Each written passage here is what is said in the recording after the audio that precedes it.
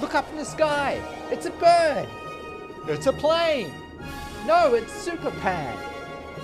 Now, I've seen frying pans, but I've never seen a flying pan.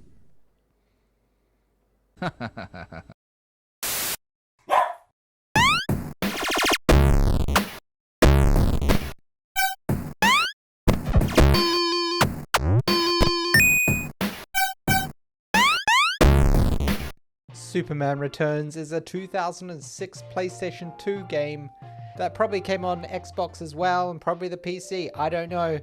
But it's based on the movie of the same name, starring Brandon Routh and Kevin Spacey. It's kind of an open world game like Spider-Man 2 on the GameCube PlayStation 2 era, except there's a lot less things to do in it. More on that later.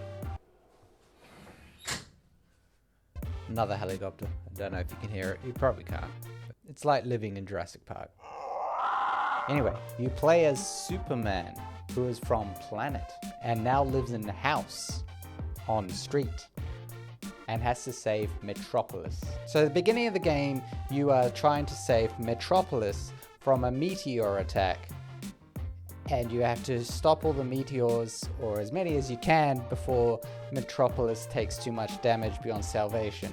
After that, you're in this gladiator-style arena fighting Mongol, and this is basically to teach you about flying around and basic combat moves, which is pretty much what you'll be doing for the rest of the game. Flying around and beating people up. As Superman, you have the expected abilities such as heat vision, freeze breath, and super windy breath, which kind of reminds me of that friend who always kind of stood a little too close when he was talking to you and loved garlic.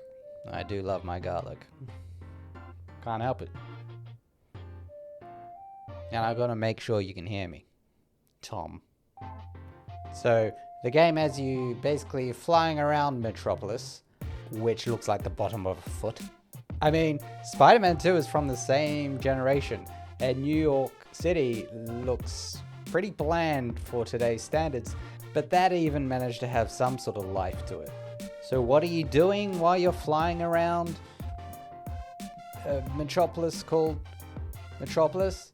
Are you stopping random crimes? Are you fetching balloons? No.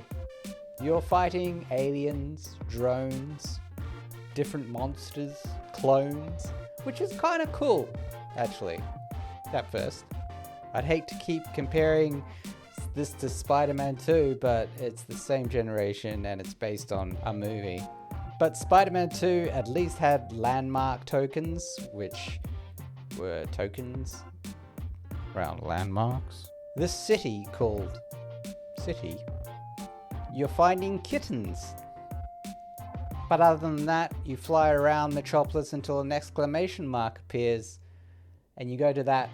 You defeat the enemies before the blue bar runs out, which means Metropolis has taken too much damage, and you have to start the chapter again. Technically, you can't die, you just run out of red bar, which is your solar energy, and you replenish that by heading upwards towards the sun, so because you're basically solar powered. Like a solar-powered security camera or an oven. At the end of some chapters, you might fight a boss. Comic book villains like Metallo make an appearance, Bizarro, which is kind of cool, but most of the time you're just fighting enemies. Although sometimes there'll be a building on fire and you have to use your freeze breath to put it out. As you're fighting enemies, for example these alien clone things, which the only way to really damage them is with your heat vision, but if you use your heat vision on them, they do this charge attack thing, but that's the only way you can damage them, and this charge attack thing they do deals them a lot of damage, which makes me angry, and you wouldn't like it when I'm angry. I go to the nearest corner and sulk. As you fight enemies, citizens will probably get injured, and in order to regain Metropolis's health, you must carry these injured citizens to the nearest ambulance and drop them gently. The whole fighting enemies, saving Metropolis, pretty much being Superman, can get repetitive. Whoops. There isn't much variety in the game, but it can be fun when you're pulling off Superman sort of moves like swinging dragons around. And so you got the powerful versions of your breath. For example, the freeze breath power version can come in handy when you want to put out a lot of fire at once, and the windy breath can come in handy when you want to blow away a ton of enemies surrounding you. Although using these powerful versions of these moves takes off your soul energy, so use them wisely. There's this combo move that you learn called 1,000 Fists, which Superman learnt from Chuck Norris as he watched Chuck punching a child. There was a joke in there, but didn't really know what to do with it. There's this boss fight against Metallo where he eventually fires this giant rocket somewhere, and you have to fly up to it really fast and divert it and push it up into space. I just wanted to mention that because that was kind of cool. It has its cool moments.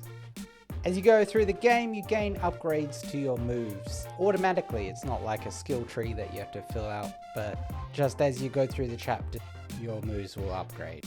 Like the best Superman game ever made, Superman 64, you can pick up cars. But unlike that game, for some reason, there's a reason to do this, and you can use them as weapons.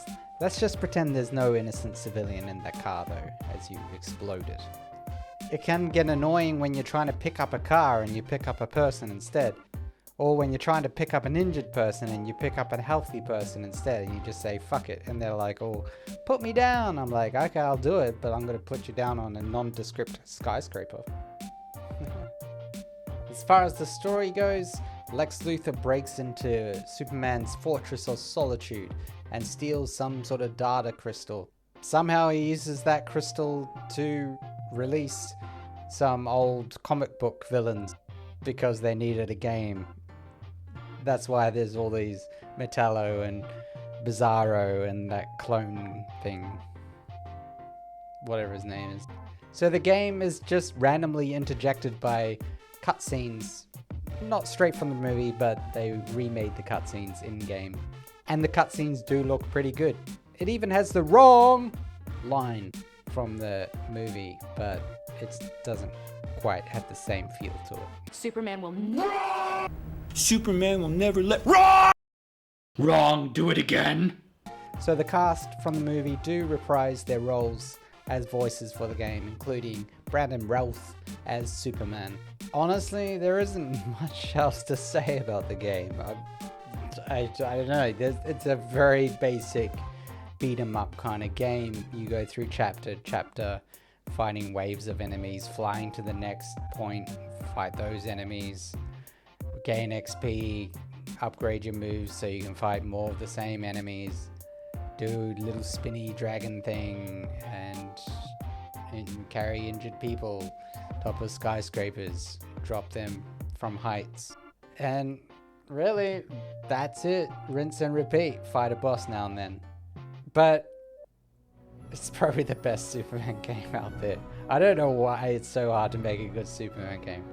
Just like they did with Spider-Man 2 on GameCube. I mean, now it's very dated, but for the time, Spider-Man 2 was blah blah blah blah blah. Watch that review. They could have done so much more with it, but they didn't. But still, it's alright. It was way better than I thought. But my bar isn't that high. It gets a 6 out of 10 from me. Why? Because it's my channel. Subscribe.